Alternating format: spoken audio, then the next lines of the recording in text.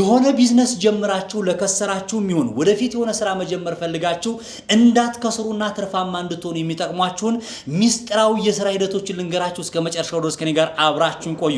መጀመሪያው ቢዝነስ ከመጀመራችሁ በፊት በሰው ወይም ደግሞ በዘፈቀደ ዘው ብላችሁ ቢዝነስ ውስጥ አይገባም። ሳምበዲ የሆነ ካፌ ስለከፈተ ብቻ ወይም ባልትና ወይም ደግሞ የሆነ የአጃክስ ወይም ደግሞ የሆነ የጧፍ ማምረት ወይም የሻማ ማምረት የሆነ ሰው ስለጀመረ ብቻ ስንቶቻችንን ዘው ብለን የገባ ነው ሳናቀው። ትርፉ ምን ያክል ነው? ኪሳራው ምን ያክል ነው?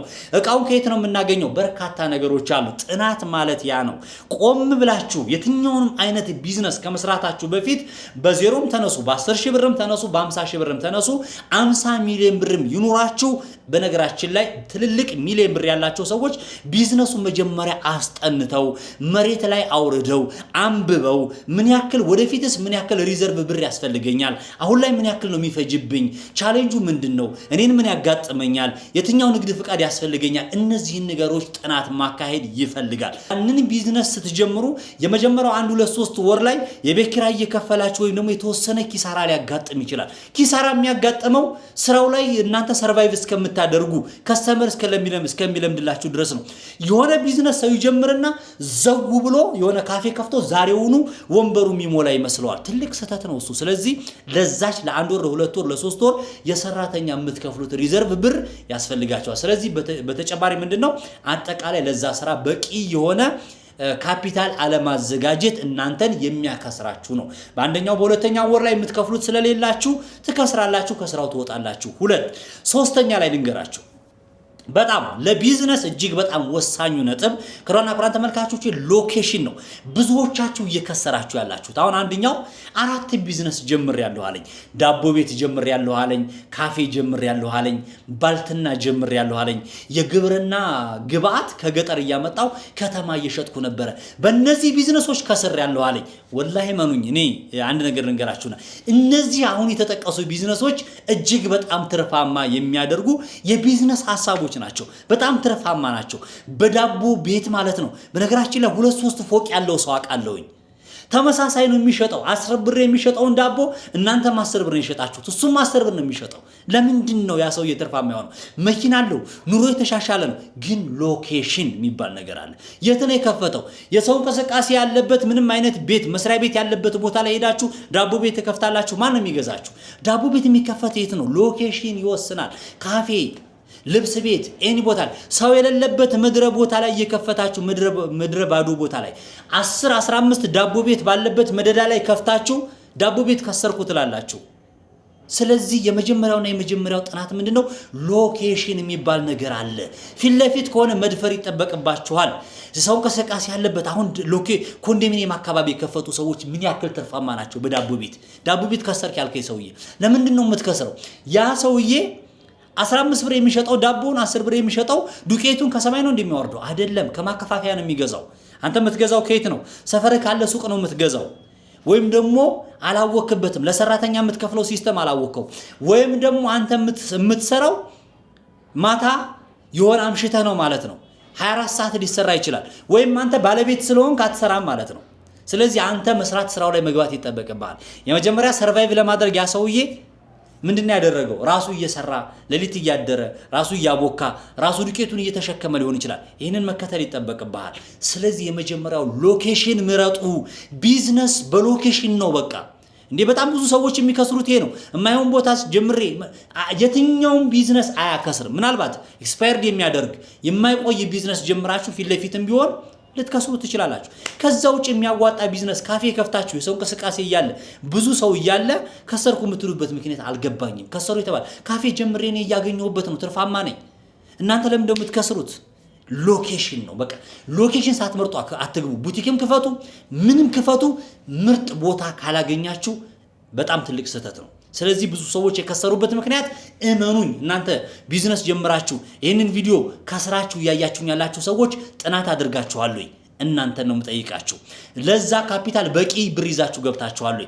ሎኬሽን መርጣችሁለታል ወይ? ለዛ ቢዝነስ ምርጥ ቦታ ነው ወይ? ይሄ ቦታ የሥራ ቦታ ነው ብላችሁ አይታችሁታል?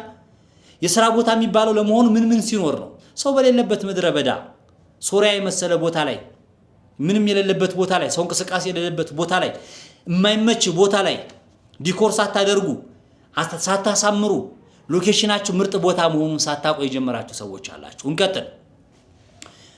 አራተኛ ላይ የምጠቅስላችሁ ክቡራን ተመልካቾቼ የማከፋፈያ ቦታን አለማወቅ ነው። የሆነ ቢዝነስ ስትጀምሩ ከሱቅ ወይም ደግሞ የሆነ ሰው ብቻ በሶሻል ሚዲያ እኔ እሸጣለሁ ምን እላለሁ ስላለ ብቻ ከዛ ሰውዬ ብቻ ከፍታችሁ ከዛ ሰውዬ ገዝታችሁ የምትሰሩ ሰዎች አላችሁ። አያዋጣችሁም እኮ እሱ እኮ ከማከፋፈያ አምጥቶ እየሸጠ ነው። እንደናንተ ተመሳሳይ ስራ የሚሰራው ሰው ጋር የምታመጡ ሰዎች አላ ሸቀጣ ሸቀጥ የከፈታችሁ ሰዎች ከፍ ያለ የሆነ ሸቀጣ ሱፐርማርኬት የመሰለ ሸቀጣ ሸቀጥ ካያችሁ ከዛ አምጥታችሁ እናንተ በውድ ዋጋ ትሸጣላችሁ፣ ሰፈራችሁ ትከስራላችሁ፣ ከጨዋታ ውጭ ትወጣላችሁ። ያ ሰውዬ አክሰሱ ካለው ምንድነው የሚያደርገው መሰላችሁ? ያ ሰውዬ አክሰሱ ካለው እሱም እየሸጠ ነው፣ በዛ በእናንተ በሚሸጡበት ዋጋ ይሸጣል። ታዲያ ለምንድነው እናንተ ጨምራችሁ ሲሸጡ ያሱ ቁድ ነው ትባላላችሁ?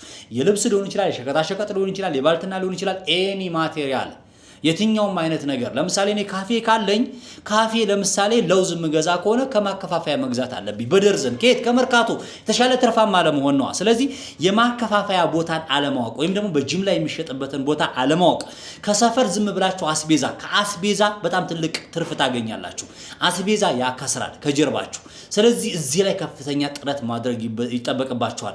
የትኛውም አይነት ቢዝነስ ስትጀምሩ እኔ የምመክራችሁ ነገር ከማከፋፈያ ቦታ ያንን እቃ የምትጠቀሙትን እቃ ግብአቱን ማምጣታችሁን 100% እርግጠኛ ሁኑ። ክፍለ ሀገርም ጀምሩ፣ ክልልም ጀምሩ፣ የትም ቦታ ሁኑ። ባህር ዳር ላይ ያለ ሰው፣ ደሴ ላይ ያለ ሰው፣ ጅማ፣ አፋር የትም ቦታ ያለ ሰው አዲስ አበባ ከመርካቶ ማምጣቱን መርካቶ አከፋፋዮች ሱቅ አላቸው፣ ራሳቸው አከፋፋይ ናቸው፣ በማከፋፈያ ዋጋ ነው የሚሸጡት። ወይም ከድርጅቱ ደግሞ ከሚያመርተው ቀጥታ ከካምፓኒው ማምጣት ልትችሉ ትችላላችሁ። ስለዚህ ይህንን ማወቅ ትልቅ ነገር ነው። ልቀጥልላችሁ ክቡራን ተመልካቾች፣ በቀጣይነት የምነግራችሁ ሞራልና ተነሳሽነት ቻሌንጅን መቋቋም። ሞራላችሁ የወረደ ሰዎች ቢዝነስ አትጀምሩ።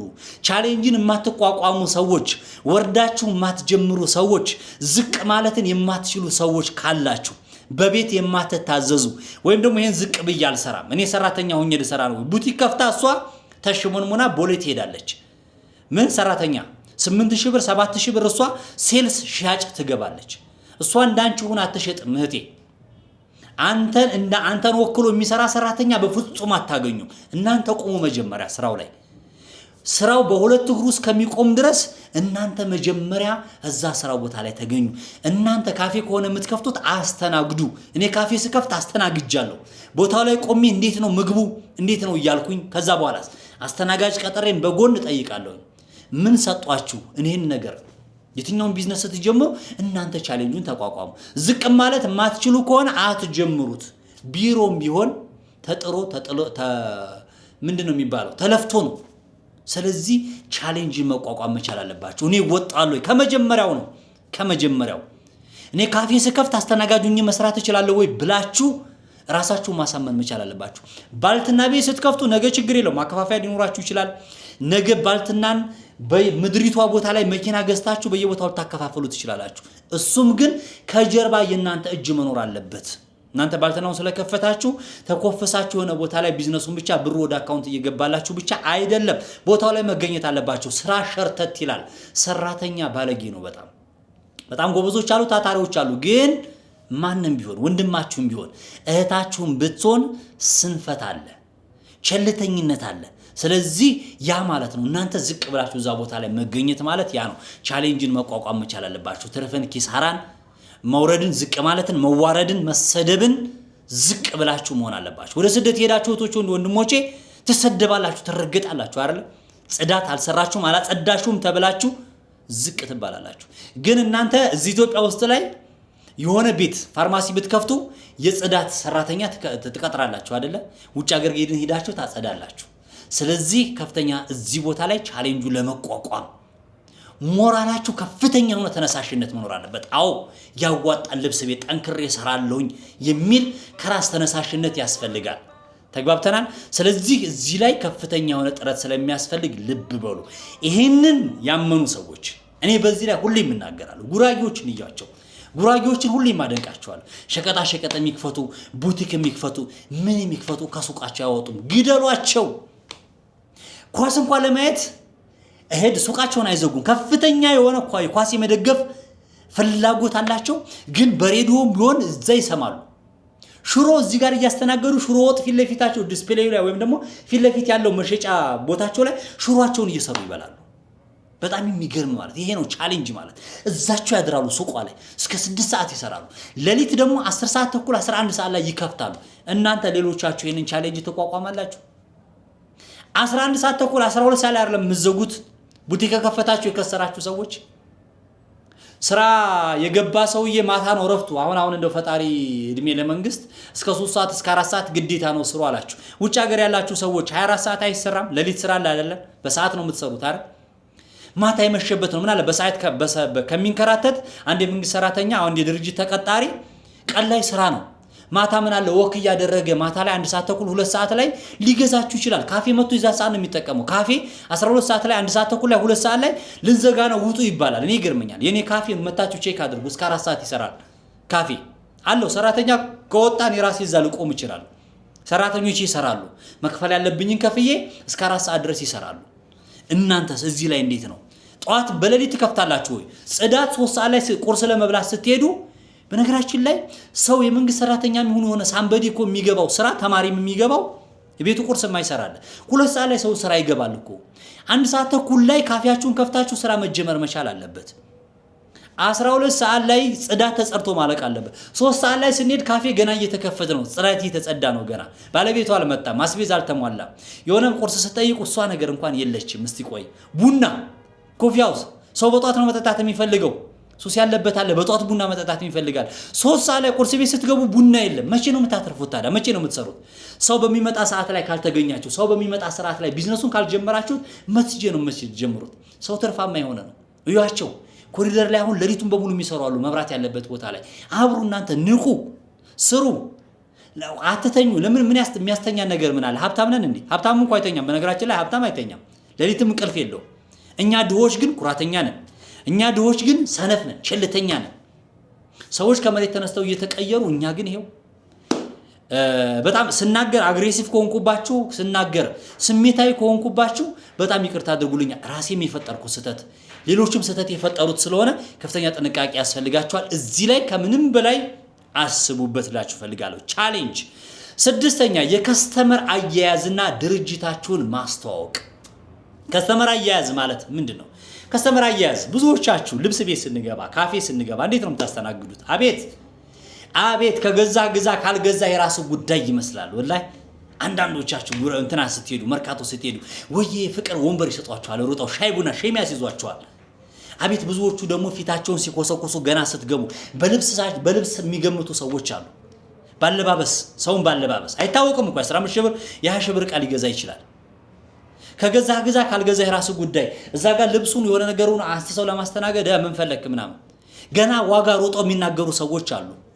አሳዩአቸው፣ ሲያስተናግዷቸው እናስተናግድ። መጀመሪያ ትሪት እናድርጋቸው። ሰውየው ካለ ይግዛ ዛሬ፣ ከሌለው ነገ ተመልሶ ይምጣ እናንተ ጋር። ስለዚህ ትልቁ የሥራ ሲስተም የሥራ ሚስጥር ከስተመር አያያዝ ከምንም በላይ ከፍትፍቱ ፊቱ ይላል ያገሬ ሰው። ወዳጆቼ እናንተ የከሰራችሁ ሰዎች ጸባያችሁን ልብ ብላችሁ አስባችሁታል? እኔ ከነድራሹ አይደለም እዛ ቤት ልገባ በዛ ሰፈር ማለፍ ያስጠላኝ ቤቶች አሉ፣ የሚያስጠሉ ቤቶች አሉ። ውይ መስተንግዷቸው በጣም የሚገርም ነው። እዛ ገብቼ ውሃ ሰጡኝ ለማለት ምግብ አዝዤ ለምናችሁ አጨብጭባችሁ አስተናጋጅ ናቸው እነሱ፣ ባለቤቱ የለም። ስለዚህ እዚህ ነገር ላይ ከፍተኛ ስራ መሰራት አለበት። ከስተመር አያያዝ በምንድን ነው ድርጅታችሁን የምታስተዋውቁት? እናንተ ማስታወቂያ ሲባል በነገራችን ላይ ሰው በሶሻል ሚዲያ ወይም በቴሌቪዥን በሬዲዮ ወይም በቲክቶክ የሚያስተዋውቅ ይመስላል። እሱ ብቻ አይደለም። ማስታወቂያ ማለት የእናንተን አያያዥ እኔ ለምሳሌ እናንተ ቤት መጥቼ ከተጠቀምኩኝ ልብስም ልግዛ፣ ካፌም ልግዛ፣ ይሄ የሆነ ባልትናም ልግዛ፣ ምንም ልግዛ፣ እናንተ የሰጣችሁኝ አገልግሎት እናንተ የሰጣችሁኝ ሰርቪስ ምርጥ ከሆነ ላገኘኋቸው ጓደኞቼ አቤት እዛ ቤት አቤት የሚገርም ምን አይነት ፈገግታ እንዳላቸው ጠብር ግፍ ብለው አስተናገዱኝ። ብር የለኝም ነበረ ጎሎኝ፣ ችግር የለውም ታመጣለህ አሉኝ። ይሄ ነው ትልቁ ማስታወቂያ፣ ትልቁ ፕሮሞሽን ይሄ ነው።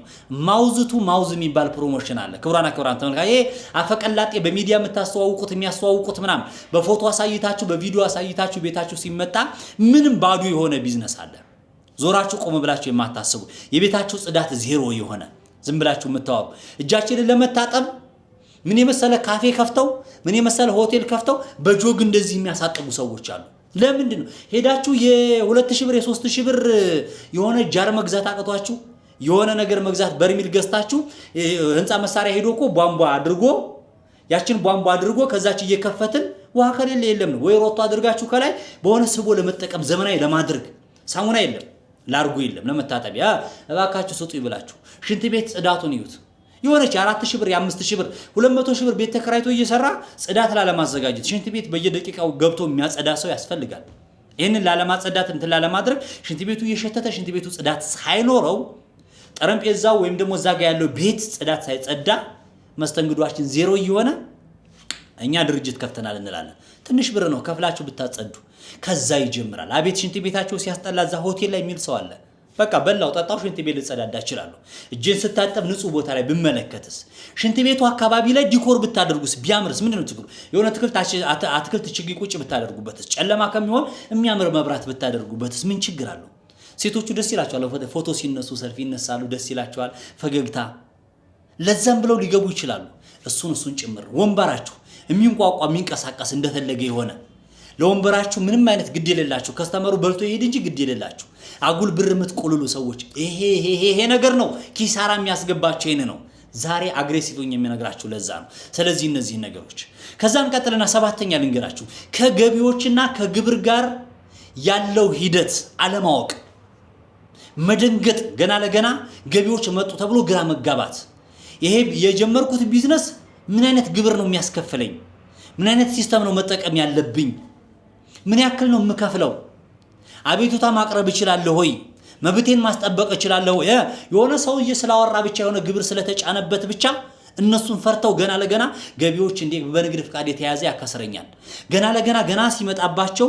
200-300 ሺህ ብር ስለተባሉ ብቻ ግብር መክሰር ጠይቁ መጠየቅ ትችላል ባይዘው እኔም ጠይቄ እንትን አግኝቻለሁ መፍትሄ የማይሰጥባቸው አንዳንድ ገቢዎች ቅርንጫፍ ሊኖሩ ይችላሉ ጠይቁ መጠየቅ ይቻላል ይሄንን ማለት ነው በደንብ ዲቴል መጠየቅ ነው ተፈርቶ ደግሞ አይኖርም ፈርታችሁ አይደለም እስከ በጣም ብዙ ሲስተሞች አሉ ከነዛ ከገቢው ሰራተኞች ጋር የምትግባቡበት መንገድ አለ የምትነጋገሩበት መንገድ አለ በጸባይ በሞራል ማናገር አለ ገና ሲመጡ እንደ ሌባና ፖሊስ ሆናችሁ አይደለም የሚሰራው ቢዝነስ ተቀራርባችሁ በመነጋገር ሊሆን ይችላል ከዛም አልፎ ተርቦ መብታችሁን እዛው ድረስ ሄዳችሁ በመጠየቅ መስራት ይችላል ያልሰራችሁትን ክፈሉ ላትባሉ ትችላላችሁ ክፈሉ የምትባሉም ሰሩት ነው ይችላል ሲስተሞች ደግሞ አሉ ሂደቶች አሉ የምትሄዱባቸው ሂደቶች ከግለሰብ ከነሱ ከገቢዎችን ሰራተኞች ከማናገር ጨምሮ እኔ በነገራችን ላይ ሙስና ክፈሉ ይያልኩኝ አይደለም ከማናገር ጨምሮ እስከ መስሪያ ቤቱ ድረስ ሄዳችሁን መብታችሁን እስከ ማስከበር ደረጃ ድረስ አለ ሲጫንባችሁ ብዙ ነገር ሲደረግባችሁ ዝም ብላችሁ ብቻ ቢዝነሱን ለቃችሁ መውጣት አይተበቀባችሁ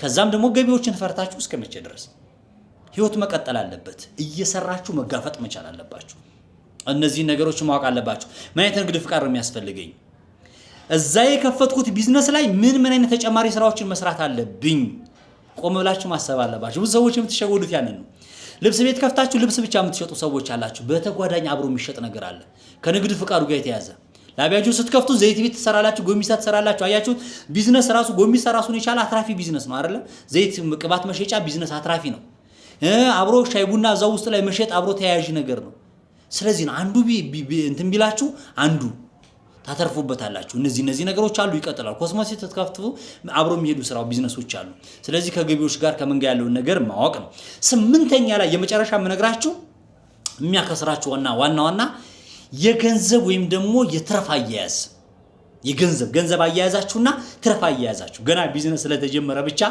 እስከ ዋናቸው ጭምር ከዛ ላይ አንስተው ቤት ኪራይ ይከፍላሉ ከዛ ላይ አንስተው ቸበርቻቻ ይላሉ አሸሸ ገዳሚ ይላሉ ቤተሰብ ከመጣ ይላሉ ካፌ ከከፈቱ ብላና ታውበናት እንትን ቤተሰብነቱ ዘመድነቱ ማለት ነው የከፈትኩት ቢዝነስ ላይ ሳይሆን ነገ ሳተርፍ ከራሴ ቤተሰብነቱ ይቆይ እንደው ምን ነው ሰፖርት ማድረግ ያለበት ካፌ ስለከፈትን ምግብ ስለከፈትን ብቻ ናኔ ጋር ብላ ነው አምጡ ወይ ምናምን 5-6 የናንተ በቃ ያኛውም ሰውዬ ሸሜሎም እየመጣ እናንተ ጋር እየመጣ ክስር ያደርጋችኋል እየበላ አይከፍልም የሆነ ቦታ የሆነ ቤት ሲሄድ ግን ይከፍላል የሚከፈልበት ሲሆን ደግሞ እናንተ ቦታ መጥቶ አይከፍል አይበላም ሲያጣ ይመጣል እናንተ ጋር ይበላል ቢቴኬር ዝምድና ሌላ ቦታ ነው ቢዝነስ ነው ነገጧት በክፉ ቀኑ ተደርሳላችሁ በሌላ ቦታ ላይ ስታተርፉ ከዛ ውጪ ግን ቢዝነስ ነው ቢዝነስ ላይ ባዳ ሁኑ በነገራችን ላይ ዘመዳችሁም ቢሆን ቢዝነስ ላይ ባዳ ሁኑ የገንዘብ አጠቃቀማችሁ ትርፋችሁ ስንት ነው ኪሳራችሁ ስንት ነው ጻፉት በቀን ስንት ነው የሸጣችሁት? ልብስ የ10 ሺህ ብር ሽጣችሁ ከሆነ ያመጣችሁት ስንት ብር ነው? ትርፋችሁ ስንት ነው? ተቀማጭ ስንት ነው? ነገ የምታመጡት በስንት ብር ነው? እነዚህን በተጨማሪ መያዝ ያስፈልጋል። ልብስ ቤት ስላላችሁ ልብስ አንስታችሁ እንደፈለጋችሁ ለብሳችሁ በዛው ልብሳችሁን ትቀጥሉታላችሁ። አንድም እኮ ነው ችግር የለውም። ሌላ ሲስተም መጠቀምም አለ። ልብስ ለብሰውም የሚሸጡ ሰዎች አሉ። ኖርማል ሊሆን ይችላል፣ አላቅም። ባይደረግ ጥሩ ነው።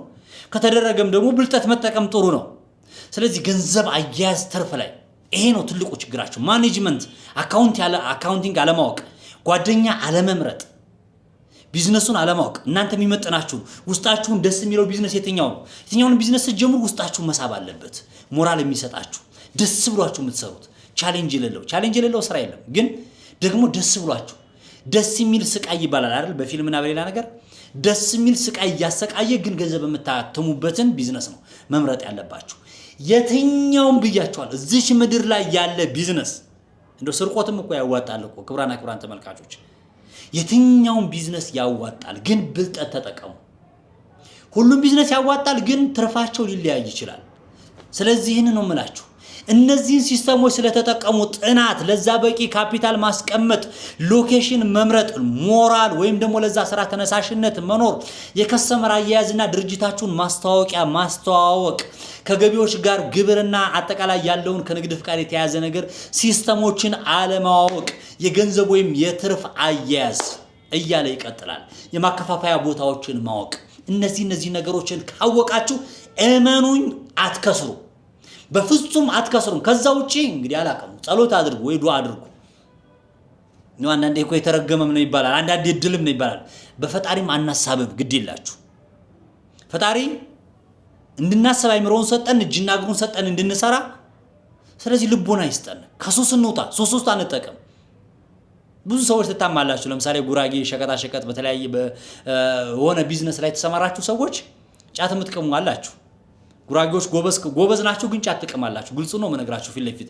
ሌሎችም ብሔር ይቀማል፣ ሌሎችም ሰዎች ይቀማሉ። ግን ባትቀሙትስ ምንድነው አልገባኝም። ባትቀሙትስ ሳትቀሙት ስትቀሩ ደግሞ ግዴላችሁ የሆነ እየቃማችሁ የሆነ ደረጃ ላይ ደርሳችኋል አይደለ? ስንት ብር ነው ለጫት የምታወጡ? 300 ብር በወር ስንት ይመጣል? 9000 ብር። 9000 ብር በአመት ስንት ይመጣል? አባዙት። የሆነ ብር ይመጣል አይደለ? 100 ምናምን ሺህ ይመጣል። ስለዚህ ቆም ብላችሁ አስቡ። ሳትቀሙም ደግሞ ሰላም ትሆናላችሁ። ሳትቀሙም ደግሞ ስላለመዳችሁት። በነገራችን ላይ ከለመዳችሁት በኋላ ሊያነጫነጫችሁ ይችላል። ግን ከሱስ ነፃ ሁኑ። የወሬ ሱስ ይቅርባችሁ፣ የሚያከስራችሁን ነው። ይሄ በየቦታው የመዝናናት ሱስ ይቅርባችሁ፣ የመተኛት ሱስ ይቅርባችሁ። እድሜ እየቆሰቆሰው ነው፣ እየሄደ ነው። እድሜ ቁጭ ብሎ አይጠብቀንም፣ ቆሞ አይጠብቀንም። ዛሬን ቆመን ነገን ማሰብ አለብን። ነገ ምንድነው የምናደርገው? ነገ መለወጥ አለብን። ነገ ወጣቶች ከሆናችሁ ነገ ትዳር ያስፈልጋችኋል፣ ነገ ቤት ያስፈልጋችኋል። ሁሉም የቤተሰብ ሸክም ልንሆን ነው። ስለዚህ እሱ ነው ቆም ብላችሁ አስቡ። የትኛውም ቢዝነስ ያዋጣል። ከዜሮም ተነሱ። ቅድም ያልኳችሁ ነው። በዜሮ ጥናት አድርጉ። በዜሮ የሆነ ስራ ሰራላችሁ ብላችሁ አቅዱ። ቢዝነስ ፕላን አዘጋጁ። ሎኬሽን ምረጡ። እንዴት ተሰራለው? ሞራሌ ምን ይመስላል? ንግድ ፍቃድ ያስፈልጋል አያስፈልገውም? ሳያስፈልገው ምን አይነት ቢዝነስ ይሰራል? አጥኑ። ገንዘብ አያያዝ ላይ ፎከስ አድርጉ። መጥረጊያ ሽጠው ከአንድ መጥረጊያ ላይ 20 ብር 30 ብር አግኝተው ዛሬ ላይ ፎቅ የሰሩ ሰዎች አሉ። የትግራይ ልጆች በየሰፈሩ መጥረጊያ፣ ሞሎያ፣ መዘፍዘፊያ የቤት ዕቃዎችን እያዞሩ በትካሻቸው ተሸክሙ የሚሸጡ ሰዎች አሉ። ከትንሽ ተነስተው ትርፋማ ሚሊዮነር የሆኑ ሰዎች አሉ። እናንተ ምን ያቀታችኋል? እናንተ ምን የተለየ ነገር አላችሁ? እናንተንም የፈጠራችሁ ፈጣሪ ነው፣ እነሱንም የፈጠራቸው ፈጣሪ ነው። ግን ይጸናሉ። ሻይ በዳቦ ነው ጧት የሚበሉት። ምሳ ሰዓት ላይ ተሰባስበው ሁለት በየአይነት ለአራት ሆነው ይበላሉ። የሆነ ቦታ ላይ ተሰባስበው የትግራይ ልጆች ላመሰግናችሁ ፈልጋለሁ። ጉራጌዎችን አመስግኛለሁ። የአማራ ልጆች ሎተሪ የሚያዞሩ ሰዎች አሉ። ሎተሪ ያዞራሉ። አይታችኋቸዋል? ሎተሪ ያዞሩ። ከሎተሪ ላይ 5 ብር 10 ብር ወይ 2 ብር በሳንቲም የሚቆጠር ብር ለማግኘት ከሎተሪ ላይ ከአንዷ ሎተሪ ላይ 75 ሳንቲም 50 ሳንቲም ታስቦላቸው የአማራ ክልል ልጆች በጣም ስኬታማ ያደረሱ ልጆች አሉ። የኦሮሚያ ልጆች በጀርባቸው ማለት ነው ነጭ ሽንኩርት እያሉ ቀይ ሽንኩርት እያሉ እያዞሩ ተረፋማ ይሆናሉ። የገበሬ ልጆች ከተማ ውስጥ ድረስ ገብተው የሚያዞሩ ልጆች አሉ። ማን ልጥቀስላችሁ? የወላይታ ልጆች ቆሎ የሚሸጡ ልጆች አሉ። የወላይታ ልጆች ሊስትሮ የሚሰሩ ልጆች አሉ። ባጃጅ የገዙ አገራቸው መሬት የገዙ ሰዎች አሉ።